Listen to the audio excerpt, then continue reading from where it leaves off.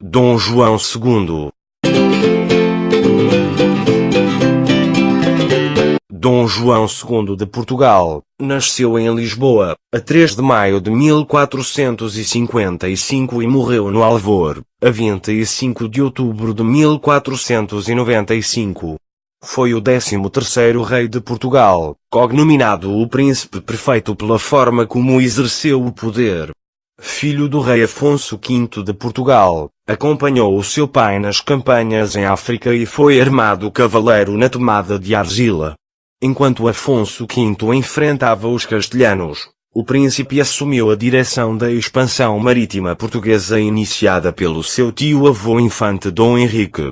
Dom João II de Portugal sucedeu ao seu pai após a sua abdicação em 1477, mas só ascendeu ao trono após a sua morte, em 1481.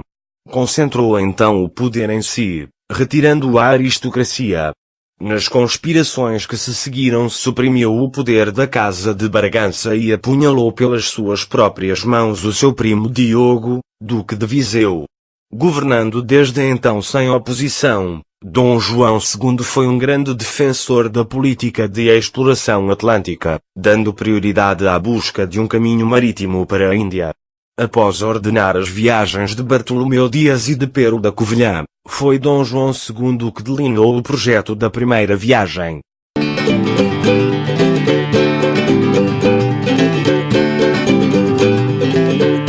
O seu único herdeiro, o príncipe Afonso de Portugal, estava prometido desde a infância a Isabel de Aragão e Castela, ameaçando a herdar os tronos de Castela e Aragão.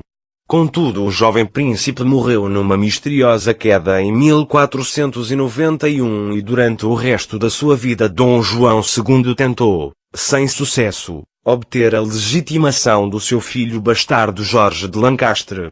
Em 1494, na sequência da viagem de Cristóvão Colombo, que recusara, Dom João II negociou o Tratado de Tordesilhas com os reis católicos.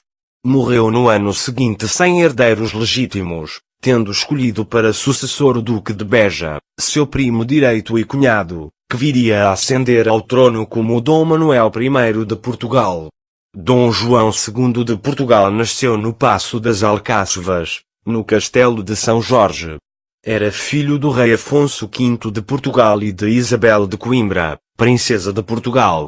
Dom João II sucedeu ao seu pai após a sua abdicação, em 1477. No entanto, Dom Afonso V retornou e logo João lhe devolveu o poder, e só se tornou de novo rei após a sua morte em 1481. Como príncipe, João II acompanhou o seu pai nas campanhas em África e foi armado cavaleiro por D. Afonso V, depois da tomada de Argila a 21 de agosto de 1471, junto ao corpo do conde de Marialva, perecido nessa batalha. No início desse ano, a 22 de janeiro, em Setúbal, desposou Leonor de Viseu, princesa de Portugal e sua prima direita, filha do infante Fernando.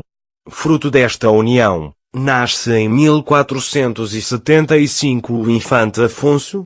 Em 1474 assumiu a direção da política da expansão enquanto Afonso V travava a luta com os castelhanos e, a 25 de abril do ano seguinte, assumiu a regência do reino que, por ir socorrer o pai à Espanha, passará para o encargo de Leonor.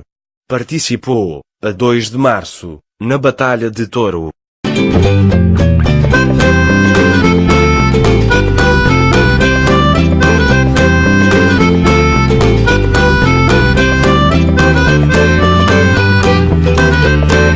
Desde jovem que João não era popular junto dos pares do reino, visto que parecia ser imune à influência externa e desprezava a intriga. Os nobres poderosos, nomeadamente Fernando II, Duque de Bragança, tinham medo da sua governação e, assim que ganhou as rédeas do país, João provou que tinham razão para isso. Depois da sua ascensão ao trono, o monarca tomou uma série de medidas com vista a retirar poder à aristocracia e a concentrá-lo em si próprio. Imediatamente, começaram as conspirações, mas inicialmente o rei adotou uma posição de mero observador. Cartas de reclamação e pedidos de intervenção foram trocadas entre o Duque de Bragança e os reis católicos de Espanha. O escrivão de sua fazenda em Vila Viçosa e um mensageiro entregaram ao rei correspondência comprometedora com os reis católicos em 1483. Foi o próprio monarca quem prendeu o Duque de Bragança, ao fim de uma conversa a sós, em Évora. Foi julgado ao longo de 22 dias, em uma sala revestida de tapetes, à volta de uma mesa onde se encontravam 21 juízes, fidalgos e cavaleiros, com o rei sentado no topo e, em algumas sessões, com o réu a seu lado. A votação, iniciada com um discurso do monarca, consumiu 2 dias e terminou com a condenação do duque à morte. No dia seguinte, 20 de junho de 1483, Fernando foi degolado na praça de Évora, diante do povo.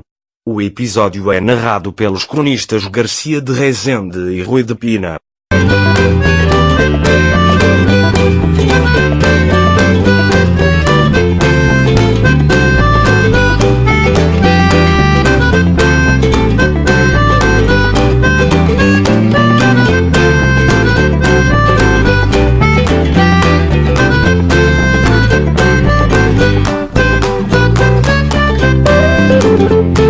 No ano seguinte, o Duque de Viseu, Dom Diogo, primo e cunhado de João II, irmão da rainha Dona Leonor, concebeu um plano para apunhalar o soberano na praia, em Setúbal.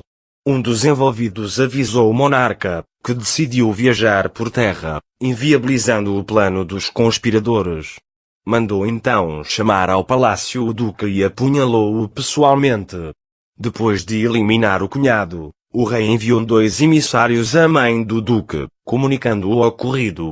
Chamou ainda um irmão do falecido, Dom Manuel, e explicou-lhe que tinha esfaqueado o duque porque ele o quisera matar, prometendo-lhe que, se o príncipe Dom Afonso viesse a falecer, e não tivesse mais nenhum filho legítimo, ficaria Dom Manuel como herdeiro de todos os seus reinos e senhorios. Na sequência, mais de 80 pessoas foram perseguidas por suspeita de envolvimento nesta conspiração. Outras foram executadas, assassinadas ou exiladas para Castela, incluindo o bispo de Évora, Garcia de Menezes, envenenado na prisão. Diz a tradição que João II comentou, em relação à limpeza no país: "Eu sou o senhor dos senhores, não o servo dos servos." Depois destes eventos, mais ninguém em Portugal ousou desafiar ou conspirar contra o rei, que não hesitava em fazer justiça pelas suas próprias mãos. Dom João II podia agora governar o país sem que ninguém se lhe opusesse.